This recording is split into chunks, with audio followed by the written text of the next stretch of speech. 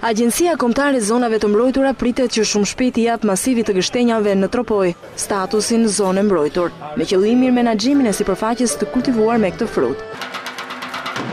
Mungesa e statusit cilësohet si penalizuese për bashkëpunimin me kompani eksportuese. Duke shpallur një zonë mbrojtur dhe menaxhuar ndryshe, japim mundësi dy gjëra: të shtojmë prodhimin, i cili të shkojë në funksion të komunitetit fermerëve atje, dhe dyta japim një dimension të ri natyral këtij masivi gështenje. Do të bëjmë përpjekje maksimale që të krijojmë mundësinë që ky frut i shenjtë për ne përpunohet edhe në Tropoj, sepse deri tash nuk janë dhënë mundësi.